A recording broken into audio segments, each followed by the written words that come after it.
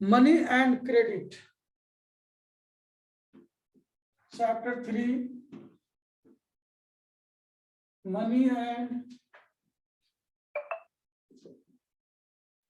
credit. First है money, ठीक है।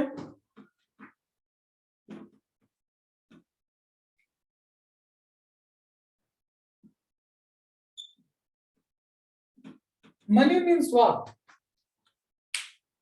जब मनी एंड क्रेडिट चैप्टर है तो पहले हम स्टार्ट करते हैं मनी से। मनी क्या होता है?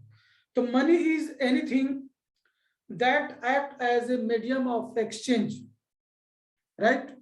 मनी इज एनीथिंग, कुछ भी हो सकता है जो act as a medium of exchange के तौर पर वो काम करता है। Anything that act as a medium of exchange, clear. कोई भी चीज जो मीडियम ऑफ एक्सचेंज यानी एक्सचेंज का माध्यम बन सकता है, किसी से गिव एंड टेक को कंप्लीट करने में कोई मीडियम यानी जिसके माध्यम से हम ये ट्रांजैक्शंस करते हैं, दैट इज कॉल्ड मनी। चाहे वो कुछ भी हो सकता है, ठीक है। तो उसका एक नाम दिया गया, जो कुछ भी हो सकता है, तो the word anything is known as money, ठीक है। तो मनी नाम कैसे पड़ा, इसका हिस्ट्री बाद में देखा जाएगा कि इसका नाम कैसे पड़ा और मनी ही क्यों कहा गया। खैर, ये इंग्लिश वर्ड है, हिंदी में हम लोग इसको मुद्रा कहते हैं, ठीक है। तो ये एक मीडियम ऑफ एक्सचेंज है। तो पहले जो है मीडियम ऑफ एक्सचेंज क्या था? एक्सचेंज मतलब गिव एंड टेक। चूंकि देखो ये कब आया, ये इसकी जरूरत कब महसूस हुई? एंशिएंट टाइम में हर लोग कुछ ना कुछ प्रोडक्शन करते थे। तो प्रोडक्शन तो एंशिएंट टाइम से एग्रीकल्चर ही हो रहा है। सबसे पहला प्रोडक्शन एक्टिविटी हुआ था एग्रीकल्चर, ठीक है, यानी ग्रेन्स को प्रोड्यूस करना और अपने जरूरतों को पूरा करना। तो ग्रेन्स में फिर धीरे धीरे वेराइटीज ऑफ ग्रेन्स आने शुरू हो गए। तो हर लोग एक दूसरे से ग्रेन्स को एक्सचेंज करने लगे।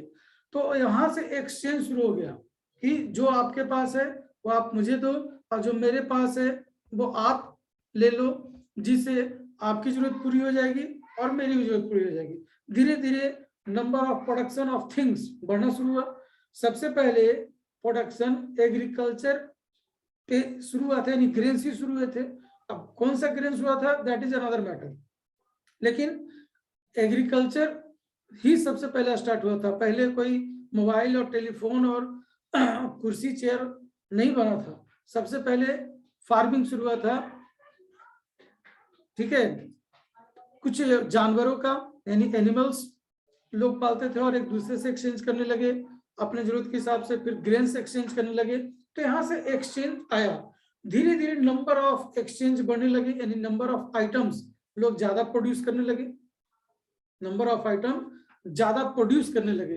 तो many things they are producing, then they are exchanging each other to fulfil our requirement, fulfil them requirement. उसका जो रिक्वायरमेंट है उसके अकॉर्डिंग एक्सचेंज करने लगे कि भाई आपके पास जो सरप्लस हो मुझे दो, मेरे पास जो आप ले लो। तो यहां से शुरू हुआ था बार्टर सिस्टम, ठीक है। तो मनी के बाद क्या शुरू हुआ?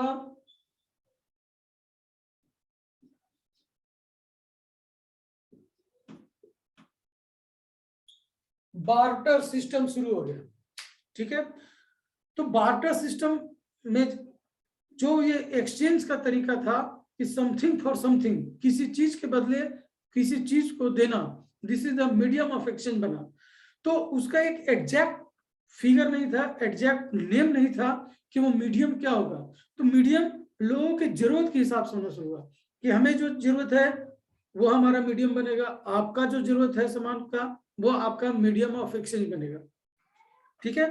तो कैटल और ग्रेन सबसे पहले स्टार्ट हुआ था बार्टर सिस्टम में, ठीक है। एंशिएंट टाइम में जब एक्सचेंज का मीडियम बना तो वो कैटल और फार्म प्रोडक्ट यानी ग्रेन्स ही थे जो बार्टर सिस्टम में यूज किए जाते थे एक्सचेंज के तौर पर।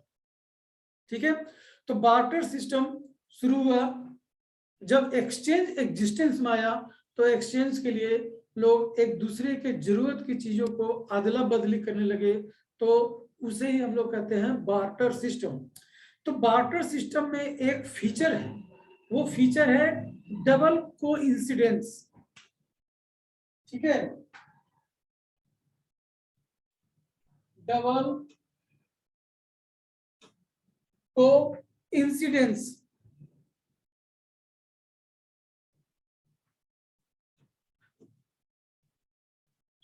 डबल कोइंसिडेंस, ठीक है, ये एक फीचर है कि जिसको जो चीज चाहिए उसको उसका नीड है तब उसको एक्सचेंज करते थे। तो ये डबल कोइंसिडेंस बाद में डिफिकल्टीज के रूप में सामने आने लगा। ठीक है, यानी जैसे कि किसी के पास मान लो कैटल है, कैटल और उसको चाहिए ग्रेन, तो वो ग्रेन लेगा और कैटल देगा। तो अब जिसको कैटल चाहिए वो पूरा नहीं चाहिए, तो एक बड़ा प्रॉब्लम आने लगा कि भाई आपको पूरा नहीं चाहिए, मेरे पास पूरा कैटल, कैटल को तो हम काट के देंगे नहीं। तो यहाँ पर प्रॉब्लम्स आना शुरू हुआ।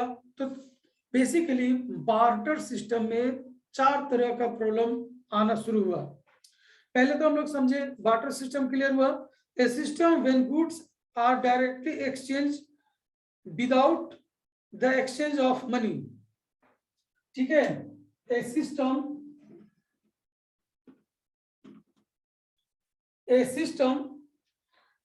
when goods are directly exchanged, when goods are directly exchanged without the exchange of money, without the exchange of money, यानी कि ऐसा सिस्टम जिसमें मनी के बिना एक्सचेंज किया जाता है, that is called barter system. तो मनी के बिना, दैट मीन्स गुड्स के बदले गुड्स ही लेना देना होगा। तो ये बना आपका बार्टर सिस्टम। तो जब double coincidence of wants exist आया, एक प्रॉब्लम, एक फीचर्स है, a person desire to sell exactly what the other wishes to buy. ठीक है, तो ये इसका फीचर्स है, यही फीचर्स बाद में प्रॉब्लम बना। यानी कोई जो चीज बेचना चाहता है तो वो चीज खरीदने वाला भी होना चाहिए। यानी आपके पास जो आप जो प्रोड्यूस करते हो वो दूसरे की जरूरत होगी तभी वहां पर एक्सचेंज होगा। अगर उसकी जरूरत नहीं है उस चीज की तो वहां पर एक्सचेंज नहीं होगा। तो आपको वैसे लोगों को ढूंढना होगा जो आपके पास जो प्रोडक्ट है, जो आपने बनाया है, वो उसका जरूरत का चीज बने। जैसे कि एक फार्मर के पास राइस है, तो दूसरे के पास अगर राइस की जरूरत होगी तभी वो आपका राइस लेकर के वो उसके पास जो प्रोडक्ट है उसे आप दोगे, यानी एक्सचेंज करोगे। तो यहाँ पर कुछ डिफिकल्टीज भी आना शुरू हो गया। ठीक है, डिफिकल्टीज इसी को कहते हैं डिफिकल्टीज। 1 डबल कोइंसिडेंस, और दूसरा था नो लिमिट ऑफ अकाउंट, या हम लोग कह सकते हैं impossible of subdivision of goods.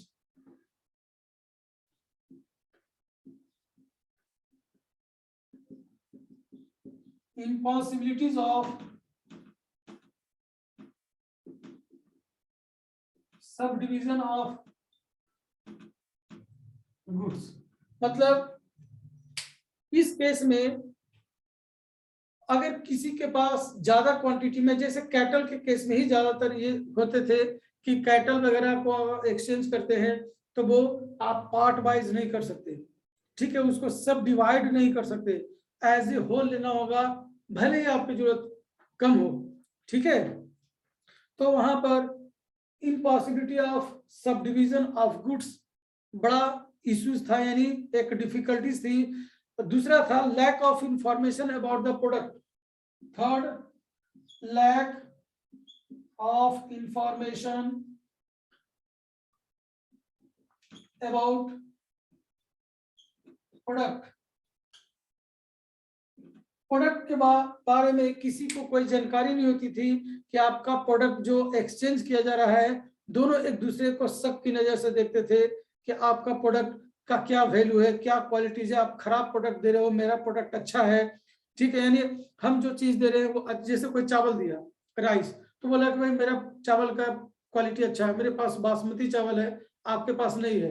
अब दोनों का वैल्यू सेम पैसे होगा, सेम क्वांटिटी में एक्सचेंज होगा, तो जिसको जिस प्रोडक्ट को बनाने में ज्यादा मेहनत और टाइम लगा, उसके लिए वो वहां पर उसके माइंड में ये बात आने लगी कि भाई इसे बनाने में हमें ज्यादा समय लगा, ये ज्यादा अच्छी क्वालिटी का है, प्रीसियस है, लेकिन हम जिसको एक्सचेंज करें वो बहुत इजीली अवेलेबल होता है, कम मेहनत में प्रोड्यूस होता है, और हम सेम क्वांटिटी में उसको एक्सचेंज करें, यानी इक्वल वॉल्यूम में। तब वहां पर ये प्रॉब्लम आना शुरू हुआ। यानी और एक प्रॉब्लम था, no unit of account to measures the worth of goods, ठीक है, no unit of measures, no unit of measures the worth of goods, the worth of goods,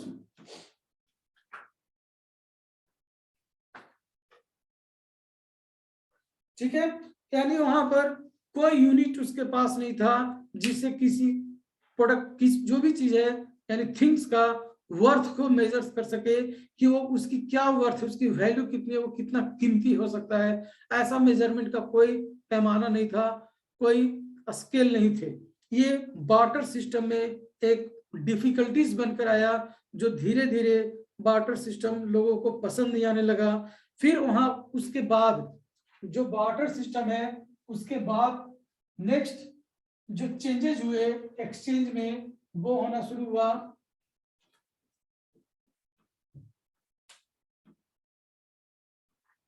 evolution of money, evolution of money.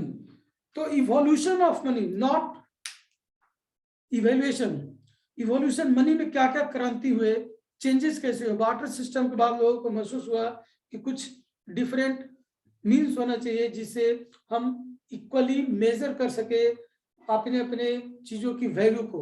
यानी कई ऐसे product थे जो मैंने भी बताया कि किसी चीज को प्रोड्यूस करने में काफी समय और मेहनत लगता था, कुछ ऐसे प्रोडक्ट थे जो बहुत इजी वे में और कम समय में प्रोड्यूस हो जाते थे, लेकिन एक्सचेंज करने में सेम क्वांटिटी में एक्सचेंज होता था।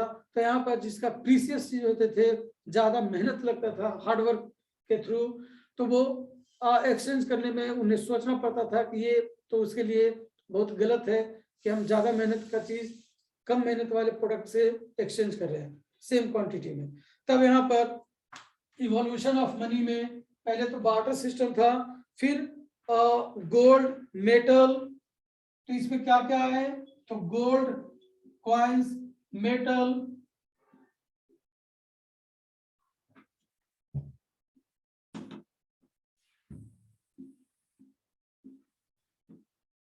Metal, paper money, plastic money, paper money, plastic money, और आज के डेट में है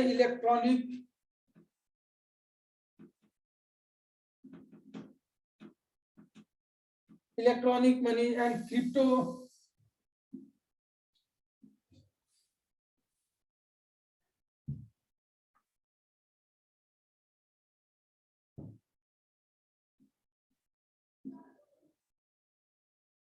करेंसी, ये सब मनी में इवोल्यूशन हुआ। जो चेंजेस होते चले गए वो इस तरह से चेंज हुए कि पहले गोल्ड यानी मेटल का मनी आया जिसमें गोल्ड थे, सिल्वर था, पेपर, फिर उसके बाद पेपर मनी में कन्वर्ट हुआ, फिर प्लास्टिक मनी में कन्वर्ट हुआ, फिर इलेक्ट्रॉनिक मनी यानी आज के डेट में हम लोग फोन पे, गूगल पे एक्सेट्रा यूज करते हैं, फिर क्रिप्टो करेंसी आ गया जो आज के डेट में लेटेस्ट इवोल्यूशन ऑफ मनी है। अब इसके आगे पता नहीं क्या क्या होंगे। तो इवोल्यूशन ऑफ मनी हुए, उसके बाद फॉर्म ऑफ मनी हुआ, फॉर्म ऑफ मनी,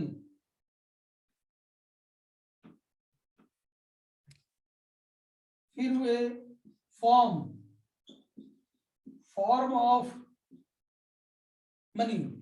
तो मनी के जो मनी के तौर पर इस्तेमाल किए जाते थे, तो एंशिएंट मनी, मेडिएवल मनी और मॉडर्न पीरियड, यानी 3 टाइप से इसको डिवाइड किया गया। देखिए मॉडर्न फॉर्म्स ऑफ मनी दिया हुआ है, ठीक है। तो early punch, market coins, Gupta coins, Tughlaq coins, gold mohur from Akbar region, modern coins, अलग अलग कॉइन्स दिए हुए हैं। तो ये 3 पीरियड्स के अकॉर्डिंग बांटे गए थे। फर्स्ट था एंशिएंट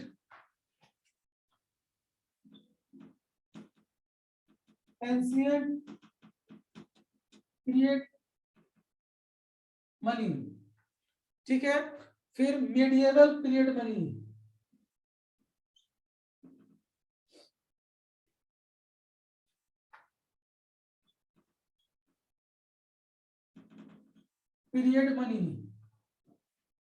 फिर लास्ट हो गया मॉडर्न।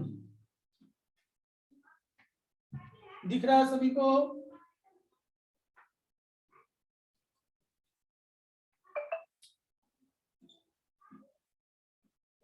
मॉडर्न पीरियड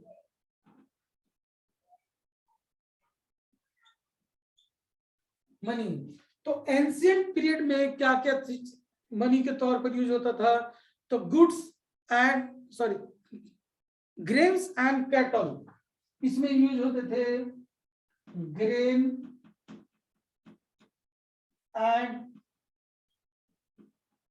कैटल, ठीक है। तो जब कैटल को हम लोग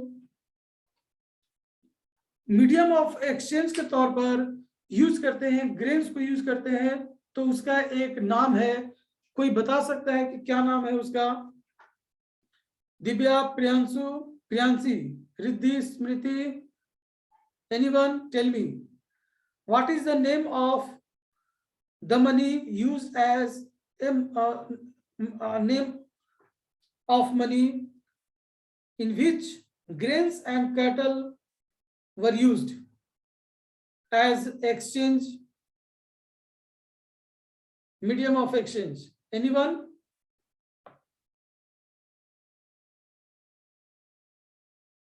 No, commodity money, commodity money, जिसमें यूजफुल कमोडिटी जो ज्यादातर डिमांड में होते थे लोगों के द्वारा, यानी easily demanded, easily acceptable by the number of persons, that grains, that cattle were used as medium of exchange are known as commodity money, like cattle, sugar, grains, metal etcetera.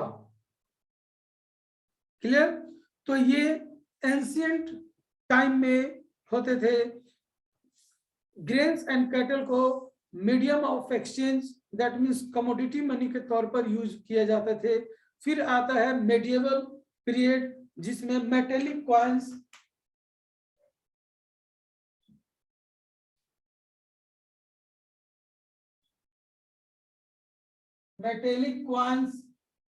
Use किए जाते थे। That means gold, silver etcetera, copper को use किया जाता था coins के तौर पर। फिर आता है मॉडर्न पीरियड, जिसमें पेपर मनी यूज किए जाते हैं, पेपर मनी, ठीक है। जो आज के डेट में करेंसीज होते हैं जो हम लोग यूज करते हैं, वो आपका मॉडर्न पीरियड का मीडियम ऑफ एक्सचेंज है, ठीक है। तो इस तरह से मनी धीरे धीरे एग्जिस्टेंस में आया। पहले बार्टर सिस्टम, फिर इवोल्यूशन ऑफ मनी हुआ, फिर फॉर्म्स ऑफ मनी हुए according to time, ancient, medieval and modern. Nowadays the latest form of currency is cryptocurrency. ठीक है? Any doubt, any question? Any doubt, any question? No sir. Good. तो currency clear है. Currency क्या हुए? According to time, mode of currency यानी currency का type बदलता चला गया.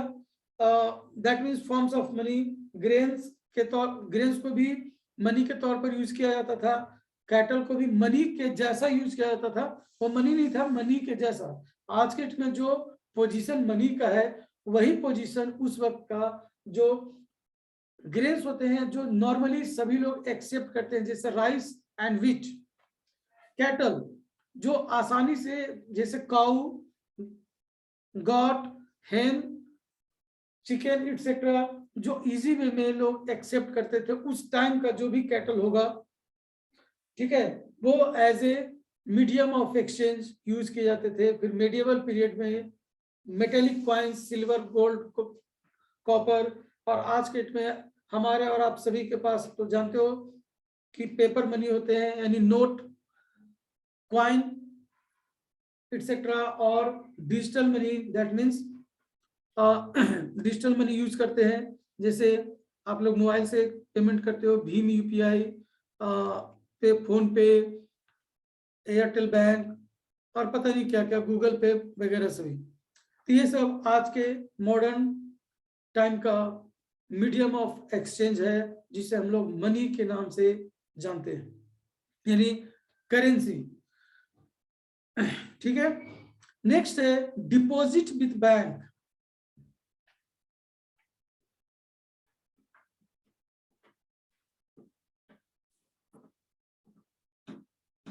Deposit with bank.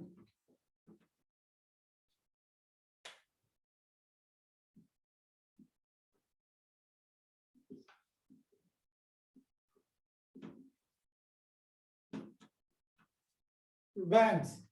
अब सबसे पहले हम समझे कि बैंक्स, डिपॉजिट विद बैंक तो तब ना समझेंगे जब बैंक समझे कि बैंक क्या है. ठीक है. बैंक कैसे शुरू हुआ? जब लोगों के पास सरप्लस मीडियम ऑफ एक्सचेंज आना शुरू हुआ, यानी कि जब मेटेलिक कॉइन्स एग्जिस्टेंस में आया, गोल्ड, सिल्वर, कॉपर एटसेट्रा, तो कई लोगों के पास धीरे धीरे वो सरप्लस फॉर्म में होने लगे, नहीं उसके पास अत्यधिक मात्रा में आने लगा. तब धीरे धीरे लोगों ने सोचा कि क्यों नहीं इसे एक एक्यूमुलेशन किया जाए, यानी इकट्ठा किया जाए, और जो पब्लिक रिलेटेड एक्टिविटीज है उसमें एक्सपेंस किया जाए, जो पहले के समय कहा जाता था ट्रेजरी. ट्रेजरी यानी गवर्नमेंट का जो किंग्स होते थे, एम्पायर होते थे, उसका ट्रेजरी होता था, और उस ट्रेजरी में वो सरप्लस मनी को डिपॉजिट करते थे, जिसको बोलते हैं खजाना. गवर्नमेंट, राजा का खजाना, यानी एम्पायर्स या किंग्स ट्रेजरी. ठीक है. तो वहां डिपॉजिट होते थे. फिर धीरे धीरे उस वो हो गया सेंटर प्लेस. फिर वहां से जो सिटीज के बड़े लोग होते थे, ऑफिसर्स होते थे, जिसका काम होता था सोसाइटी के लिए, जो पब्लिक वेलफेयर के काम में एक्सपेंस करना on behalf of the government, यानी किंग्स, तो उनके पास वो फंड पहुंचाया जाता था. तो फंड को लाने ले जाने में जो प्रॉब्लम्स आता था बड़े बड़े एरिया में, ठीक है, ट्रेजरी एक जगह होते थे in the palace of king, तो वहां से दूसरे जगह ले जाने में जो प्रॉब्लम्स आता था, उसके लिए जगह जगह सेंटर बनाया गया कि वहां पर करेंसी डिपॉजिट कर दिया जाएगा. यानी एक पार्टिकुलर एरिया से टैक्स कलेक्ट करके एक पर्सन, व्यक्ति के यहाँ जमा करना, और उस जमा पैसे का को यूज करना पब्लिक वेलफेयर के लिए, यानी लोगों की जरूरत के हिसाब से, रोड वगैरह जो भी है उस वक्त के हिसाब से वो खर्च करता था, और उसके हिसाब किंग को दिया जाता था, गवर्नमेंट को दिया जाता था. तो वही प्लेस धीरे धीरे बैंक का रूप बन गया कि लोग वहां आएंगे, जमा करेंगे, जो भी गवर्नमेंट यानी किंग्स टैक्स वगैरह कलेक्ट करता था, तो जो गवर्नमेंट का पर्सन होता था, आदमी होता था, वो कलेक्ट करते थे। तो धीरे धीरे वो बैंक का रूप ले लिया। ठीक है, फिर बैंक जो है पब्लिक से डिपॉजिट लेने लगा कि आपके पास जो सरप्लस अमाउंट है आप हमारे यहाँ सेफ्टी के लिए रखें, और उस फंड का यूज आपको जब भी जरूरत होगी दे दिया जाएगा। तो डिपॉजिटेबल बैंक, ये हम लोग कह सकते हैं डिमांड डिपॉजिट एग्जिस्टेंस में आया, यानी deposit in bank that can be withdraw on demand called demand deposit. ठीक है, जो डिपॉजिट विद बैंक है उसको हम लोग कहेंगे डिमांड डिपॉजिट। डिमांड डिपॉजिट यानी बैंक डिमांड डिपॉजिट तभी होगा जब बैंक्स होंगे, यानी हम किसी को पैसा दे रखने के लिए और जब भी जरूरत हो मांगे वो हमें दे दे, that type of deposit is called demand deposit, यानी जमा करना, और जब भी आपको जरूरत हो आप मांगो तो वो आपको प्रोवाइड कर दे, इसको हम लोग कहेंगे demand deposit. The other form in which people hold money is and deposit with bank. At a point of time, people need only some currency for their day-to-day needs. For instance, workers who receive their salaries at the end of each month have extra cash at the beginning of the month. What do people do with this extra cash? जब लोग काम करते थे तो उस वक्त भी Kings के अंडर में ऑफिशियल्स काम करते थे, पर्सन्स काम करते थे राजा के यहाँ, या जो भी उस वक्त किंग हुआ करते थे जो कंट्री को मैनेज करता था, तो लोग किसी न किसी सुपीरियर यानी हायर अथॉरिटी के अंडर काम करते थे, तो बदले में उनको वेतन यानी सैलरी मिलता था।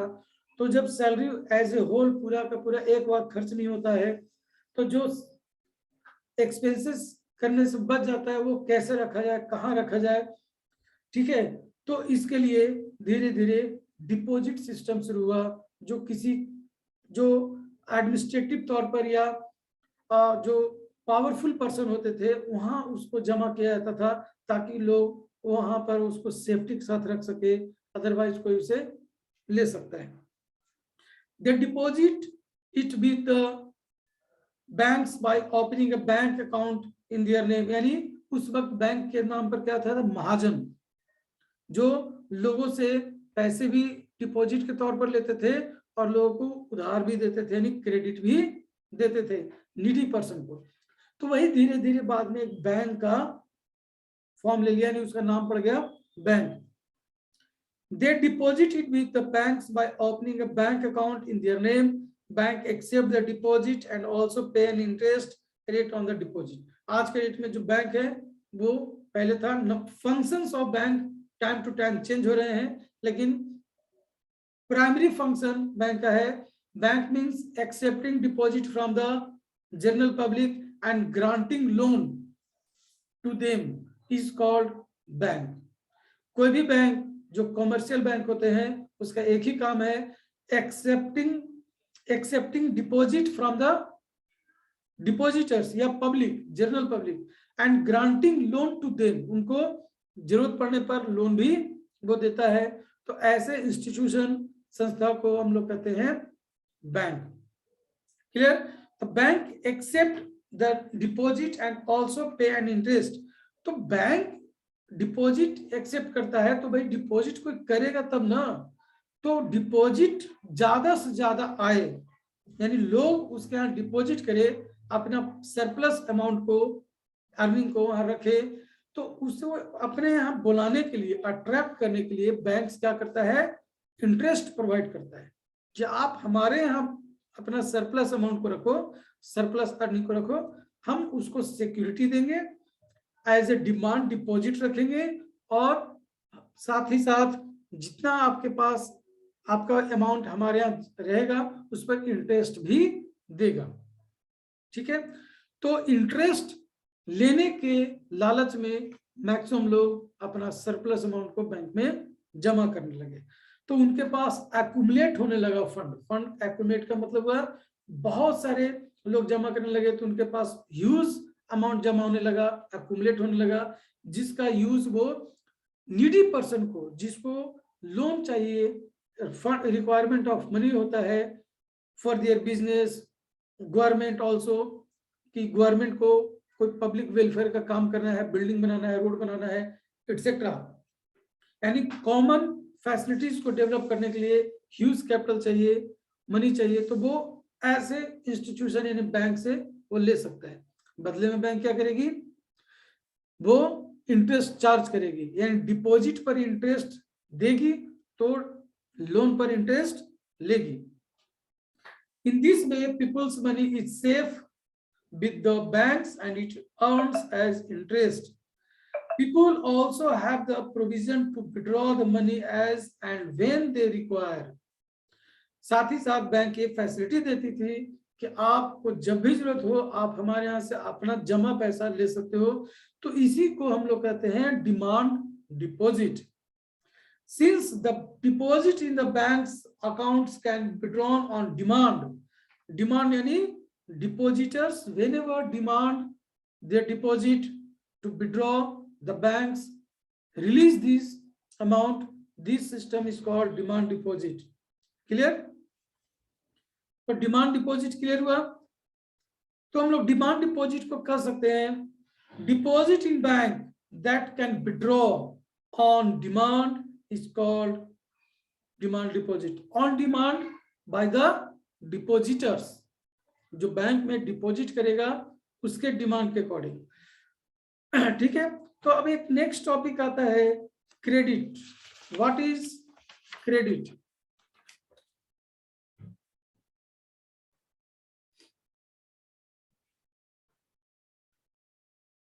ठीक है, तो देखिए अब जो डिमांड डिपॉजिट कैसे होगा, तो डिमांड डिपॉजिट के लिए एक टूल्स यूज किया जाता है जिसको बोलते हैं डिमांड डिपॉजिट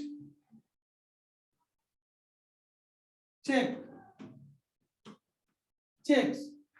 ठीक है, चेक्स के थ्रू या चेक बोलते हैं, cheque with the help of cheque they can withdraw their money from the bank. Cheque के थ्रू या एक स्लिप आता है जिसको बोलते हैं विड्रॉवल फॉर्म के थ्रू वो अपना विड्रॉ कर सकता है।